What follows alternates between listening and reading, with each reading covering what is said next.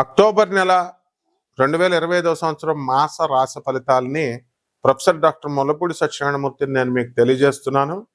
ముందుగా మనకి ఏ ఏ గ్రహాలు ఈ అక్టోబర్ నెలలో ఏ ఏ స్థానాల్లో ఉన్నాయో మనం తెలుసుకుందాం. ఏ ఏ రాసుల్లో మనకి అందరికీ తెలిసిందే, శని మీనరాశి, రాహువు కుంభరాశి, కేతువు సింహరాశి, గురుడు మరి అక్టోబర్ నెలలో 18వ తేదీన కర్కాటక రాశిలోకి ప్రవేశం చేస్తున్నాడు.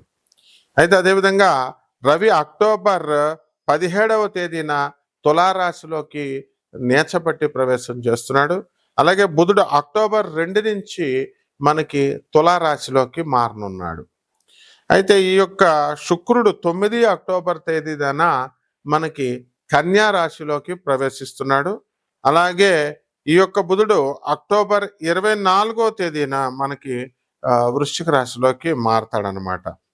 కుజుడేమో మళ్ళీ అక్టోబర్ 27వ తేదీన వృశ్చిక రాశిలోకి వస్తాడు. ఇది ఈ యొక్క నెలలో ఉండేటటువంటి గ్రహ స్థితిగతులు.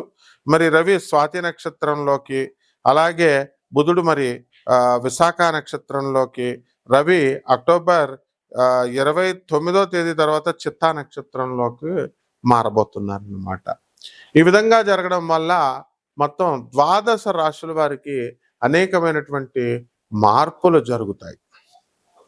కాబట్టి 12 రాశుల్లో కొన్నిటికి శుభ ఫలితాలు ఇస్తే కొన్నిటికి అడ్వర్స్ ఎఫెక్ట్స్ ఇస్తాయి. ముఖ్యంగా మనం వరల్డ్ నెంబర్ 1 ఆస్ట్రాలజర్ కాబట్టి చాలా మంది ఈ మధ్యకాలంలో నా పేరు కొడితే వేరే జ్యోతిషాలయాలు రావడం, అలాగే మా ఫోన్ నెంబర్ కొడితే వేరే జ్యోతిషాలయాలకు లింక్ చేసి పెట్టుకున్నారు. కాబట్టి అవన్నీ మనం పోలీస్ కంప్లైంట్ ఇస్తే 1 నిమిషంలో తీసేస్తారు, కానీ ఎందుకులే తోటి వాళ్ళు అని చెప్పి వదిలేస్తాం అనమాట. ఈ విషయంలో ప్రేక్షకులు మీరు జాగ్రత్తగా ఉండండి. మనకి స్క్రోల్ అయ్యేటటువంటి యుఎస్ఏ నెంబరు, ఇండియా నెంబర్ మాత్రమే మనదనమాట. ఇకపోతే కాబట్టి ఈ అక్టోబర్ నెలలో మనకి విజయదశమి వస్తుంది అక్టోబర్ 2న. ఆ విధంగా విజయదశమికి పెను మార్పులు అనేటటువంటివి రాశి వారికి వస్తాయి. ఈ రవి మరి నేచపట్టి మనకి ఈ సింహరాశిలోకి రావడం వల్ల, ఈ యొక్క తులారాశిలోకి రావడం వల్ల ప్రతి ఒక్కళ్ళకి కూడా అనవసరమైనటువంటి ఇగో స్టేట్లకి మరి వెళ్ళి అందరూ కూడా భార్యాభర్తలు, తర్వాత ఉద్యోగాలు చేసే చోట కూడా మీ బాసులతోనూ మాట పట్టింపులు అనేటటువంటివి మీకు కోరుకోకుండా ఈ నెలలో చాలామంది రాశుల వారికి రావడానికి అవకాశాలు ఉన్నాయన్నమాట. అలాగే ఈ యొక్క బుధాదిత్య యోగము మీకు పట్టబోతోంది. కాబట్టి స్వల్పమైనటువంటి బుధాదిత్య యోగాల వల్ల కొంతమందికి ప్రమోషన్స్ రావడానికి అవకాశాలు ఉన్నాయి. అలాగే మరి కొంతమందికి చక్కగా పెరాలసిస్ ఇలాంటి వ్యాధులు వచ్చినటువంటి వాళ్ళందరికీ కూడా ముఖం పట్టడానికి అవకాశాలు ఉన్నాయి. అదేవిధంగా ఈ యొక్క కుజుడు మనకి అక్టోబర్ 27వ తేదీన స్వక్షత్రగతుడు అయ్యేంత వరకు కూడా భార్యాభర్తల మధ్య ఉన్నటువంటి పట్టుదలలు ఏవైతే ఉన్నాయో అటువంటి వాళ్ళందరికీ కూడా పెరిగిపోతాయి అన్నమాట కొన్ని రాశుల వారికి. ఆ విధంగా మా కాపురాలకి పాడు చేసుకోవడము, ఎంత చెప్పినా సరే, పెద్ద మనుషులు చెప్పినా, పోలీస్ ఆఫీసర్లు చెప్పినా, జడ్జెస్ చెప్పినా వినకపోవడము, ఇలాంటివన్నీ కూడా చేసుకుంటారు. సొంతంగా చేతులతో మీరు విడిపోయి, అలాగే భార్య భర్తలు ఇద్దరు కూడా విడిగా ఉంటూ మరి పిల్లల్ని ఎడబాటుకు గురిచేసి తల్లి దగ్గర పెట్టుకుని మళ్ళీ స్కూల్ ఫీజులు, కాలేజ్ ఫీజులు భర్త కడుతూ ఇలా అస్తవ్యస్తంగా ఈ యొక్క గ్రహ సంపుటి వలన కొన్ని కుటుంబాల్లో జరగడానికి అవకాశాలు ఉన్నాయి. మరికొంత కుటుంబంలో మరి ప్రేమ వివాహాల పేరుతో తల్లిదండ్రులు చెప్పిన మాట వినకుండా మీరు సొంత కవిత్వాలు చేసుకుంటూ అనుభవం లేకుండా ఉద్యోగాలు సద్యోగాల మీద దృష్టి పెట్టకుండా తల్లిదండ్రులకు బాధను చేకూరుస్తూ ఆడపిల్లలు చాలామంది ఎలూప్మెంట్ వెళ్ళిపోవడానికి, లవ్ మ్యారేజ్లు చేసుకునేటటువంటి అవకాశాలు ఉన్నాయి, జరిగినాయి కూడా. పాప తల్లిదండ్రులు ఎంతో బాధపడుతూ మనకు ఫోన్ చేయడం జరిగింది. అలాగే నాన్ కమర్షియల్ ఆస్పెక్ట్తో మనం జాతకాలు అనేటటువంటివి చూస్తాము.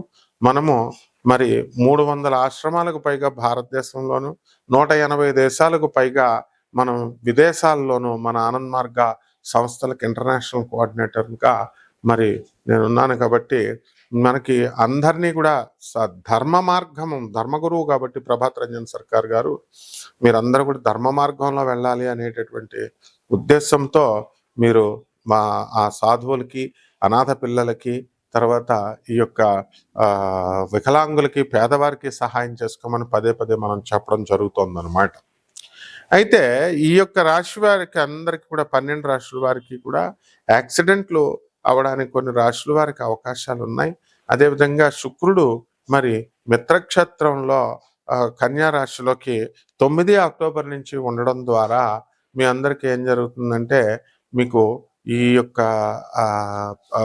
గొడవలు జరుగుతున్నప్పటికీ కూడా అత్తగారులు భార్యాభర్తల మధ్య అవి కొంత ఉపశమనం జరగడానికి అవకాశాలు ఉన్నాయి. అదేవిధంగా ఈ యొక్క గురుడు మరి అక్టోబర్ 18వ తేదీ తర్వాత బ్రహ్మాండమైనటువంటి శుభ ఫలితాలను మీకు ఇవ్వడానికి అవకాశాలు ఎక్కువగా ఉంటాయి. మరి కొంతమంది రాశి వారికి చాలా నిర్వీర్యంగా, నిస్తేజంగా జీవితం అనేటటువంటిది బాగా ఉంటుందన్నమాట, నిరాశగా. అయితే మరి ఆడపడుచులు ఉన్నటువంటి వాళ్ళు ఉంటారు. వాళ్ళందరూ కూడా మరి 15 రోజులకు ఒకసారి అలా వీళ్ళకి ఇళ్ళకి మీ యొక్క తమ్ముడు గారి ఇల్లు అని చెప్పి, తల్లి ఎప్పుడో చచ్చిపోయింది, తండ్రి ఎప్పుడో చచ్చిపోయాడు, ఇంకా మీకు మా తాతగారి ఇల్లు అని చెప్పి మీ పిల్లలంతా వాళ్ళ ఇళ్ళకి వెళ్ళడము, మీ మామయ్య వాళ్ళ ఇళ్ళకి వెళ్ళడము, వాళ్ళ భార్య మీ మేనత్త ఎందుకు ఊరుకుంటుందండి, ఆ అమ్మాయి కూడా పెద్దవాళ్ళు అయిపోవడము, ఆడవాళ్ళు వాళ్ళ ఇళ్ళకి వెళ్తే మరి పెద్ద అయిపోయిన తర్వాత ఈ బావలు మరదళ్ళ ఇళ్ళకి వెళ్ళడం అంత బాగుండదు అనమాట. కాబట్టి ఈ రీత్యా భార్య చెప్పినప్పటికీ కూడా భర్తలు వినకుండా మొండికేయడము, ఆ తర్వాత భర్తలు ఎవరి స్వార్థం కోసం వాళ్ళు శనివారాలు ఆదివారాలు వచ్చేసరికి తాగడానికి వెళ్ళిపోవడము. మరి మీ సినిమాలు మీ సుఖాలు మీరు చూసుకుంటే భార్యలేమో భర్తలంతా ఇలాగే ఉంటారా మగవాళ్ళంతా అనేటటువంటి విధానంలో ఉంటూ ఆలోచన సరళి ఈ గ్రహ సంపుటి వల్ల వస్తుందన్నమాట. అలాగే దూర ప్రయాణాలు చేసేటటువంటి అవకాశాలు ఉన్నాయి. అసలు బ్రతుకేమిట్రా బాబు, మనకి 83 సంవత్సరాలు వచ్చేసినాయి, ఇక మనం చచ్చిపోతామా ఉంటామా, నాయన చూడు 83 సంవత్సరాలు వచ్చేసినాయి, నేను నా లైఫ్ని సాక్రిఫైస్ చేసి మరి నేను గొప్పగా సన్యాసిని అయిపోయాను, అసలు ఈ జీవితంలో నాకు నెక్స్ట్ జన్మ వస్తుందా, లేకపోతే మోక్షం ముక్తి ఏమన్నా నాకు వస్తుందా లేదా చూడు అని చెప్పి సన్యాసులు కూడా మరి చాలా సీనియర్ స్వామీజీలు కూడా మనల్ని అడగడం అనేటటువంటి జరిగింది. ఇది నిజమైనటువంటి ఆలోచన విధానం. ఇదంతా కేతుగ్రహ ప్రభావం వలన, గురువు కర్కాటక రాశిలో ఉండడం వల్ల సాధువుల పైన కూడా గ్రహాల ప్రభావాలు ఉండి వీళ్ళకి ఈ రకమైన పాజిటివ్ ఆలోచనలు రావాలా. అలాగే మీరు కూడా అందరూ కూడా జనం అంతా కూడా పాజిటివ్ యాటిట్యూడ్తో రావాలి తప్ప మనకి ఈ మళ్ళీ జన్మ ఏదో వెళ్ళిపోతున్నాం బండి ముందుకు వెళ్ళిపోవాలా, చూసుకోవాలా అనుకుంటూ ముందుకి ఒక అర్థం పర్థం లేకుండా జీవితంలో ముందుకు గోల్స్ లేకుండా వెళ్ళకూడదనమాట. కాబట్టి చాలామంది పరీక్షలు రాసామండి, మరి మేము ఢిల్లీ వెళ్ళి ఉద్యోగాలు చేస్తున్నామండి, మా శాలరీలు సరిపోవట్లేదండి అని బాధపడేటటువంటి వాళ్ళు ఉన్నారు. ప్రభుత్వ ఉద్యోగాలు, ప్రైవేట్ ఉద్యోగాలు చేస్తున్నటువంటి వాళ్ళు కూడా మేము ఈ ఉద్యోగాలు రాసుకున్నామండి, మరి దీని పరిణామం ఏమిటి, దీనికి మాకు కొత్తగా జాబులు వస్తాయా, క్యాంపస్ ఇంటర్వ్యూలో మేము సెలెక్ట్ అవుతామా అవ్వవా అనేటటువంటి ఆలోచనలతో చాలామంది మదన పడుతూ ఉంటారనమాట.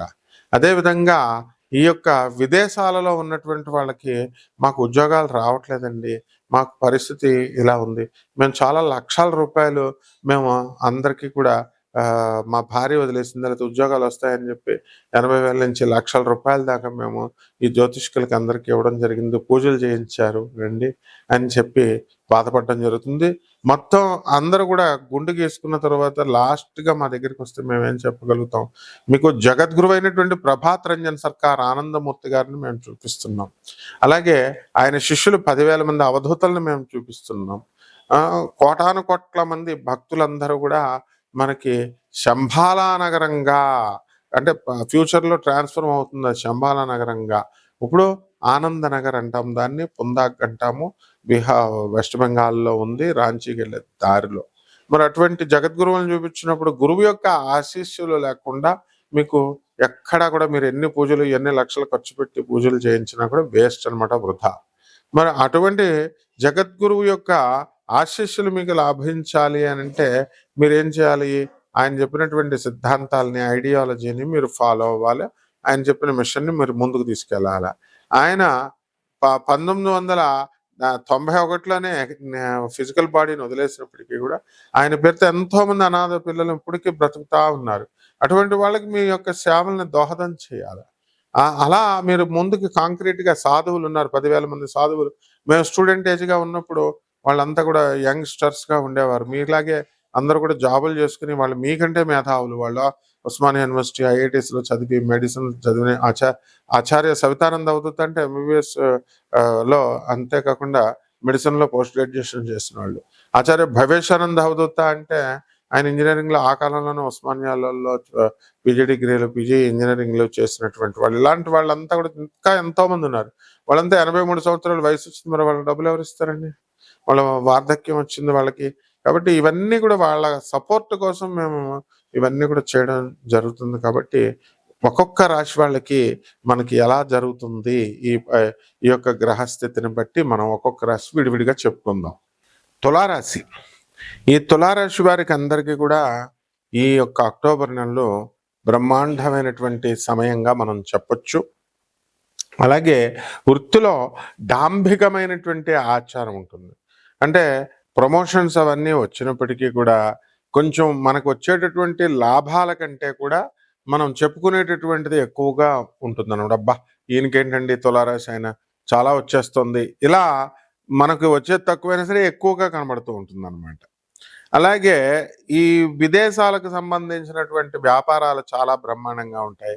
ఎక్స్పోర్ట్స్, ఇంపోర్ట్స్ బిజినెస్లు, గార్మెంట్స్, బట్టల వ్యాపారాలు ఇవన్నీ కూడా ఉంటాయి. అయితే ఈ తులారాశి వారికి మనకి శుక్ర బలం వల్ల 9 అక్టోబర్ నుంచి దాటిన తర్వాత నూతన సంబంధమైనటువంటి నూతన వస్త్రాలు, తర్వాత నూతన గృహాలు, ఇల్లులు, ఇవన్నీ కూడా స్థలాలు కొనడం అనేటటువంటివి జరుగుతాయి. అలాగే డబ్బు దగ్గరికి వచ్చేసరికి మరి బుధుడు మనకి 24 అక్టోబర్ తర్వాత వృశ్చిక రాశిలోకి వస్తున్నాడు కాబట్టి కాస్త ధనము డౌన్ అవ్వడానికి అవకాశాలు ఉన్నాయి, ఇన్కమ్స్. అయితే మోకాళ్ళ నొప్పులు ఇవన్నీ కూడా రావడానికి అవకాశాలు ఉన్నాయి. అలాగే మంచి హ్యాబిట్స్, ఇదివరకు తాగుడు ఇలాంటి హ్యాబిట్స్ ఏవైతే ఉన్నాయో అటువంటి వాళ్ళందరూ కూడా హ్యాబిట్స్ తగ్గిపోవడానికి అవకాశాలు ఉన్నాయి. మంచి మార్గంలో నడవడానికి అవకాశాలు ఉన్నాయి. కుటుంబంలో మనకి సంతానం, విశేషించి సంతానం మనల్ని ఏడిపించుకు తినేయడము ఇలాగా ఉంటాయన్నమాట. కాబట్టి ఈ రకంగా మనకి బుధాదిత్య యోగము అనేటటువంటిది ఏర్పడింది. అందువలన మనము ఈ యొక్క బుధగ్రహ ప్రభావం వలన మనకి విశేషమైనటువంటి వ్యాపార దృక్పథం ఇవన్నీ కూడా వచ్చినప్పటికీ కూడా కాస్త డెసిషన్ మేకింగ్ నేచర్లో కాస్త తేడా ఉంటుంది. కాబట్టి వ్యక్తిగత జాతకం కోసం మమ్మల్ని సంప్రదించండి. ఇక పరిహారాల దగ్గరకు వచ్చేసరికి తులారాశి వారికి రవి జపం చేయండి, రవి స్తోత్రాలు చదవండి. రవికి కిలోంపావు గోధుమల్ని ఎరుపు ఆరెంజ్ రంగు వస్త్రాలనిచ్చి పేద బ్రాహ్మణులకి ఆదివారం నాడు ఉదయం 6 గంటలకి మీరు శుభ్రంగా జపం చేసుకోండి, దానం చేసుకోండి. అలాగే ఆదివారం నాడు అవన్నీ తినకుండా చక్కగా శాకాహార భోజనం చేసుకోవడము, సూర్య నమస్కారాలు చేసుకోవడము, సూర్యుని కంటే ముందుగా లేవడము, ఇలాంటి సూర్యోపాసన చేయడం ద్వారా పసుపు పుష్పాలని, చామంతి పుష్పాలని, అలాగే కనకాంబరాలు, ఆరెంజ్ పుష్పాలని సూర్యదేవుడికి సమర్పించడం ద్వారా కాస్త బ్రహ్మాండంగా ఈ నెల ఉంటుంది. శుభమస్తు.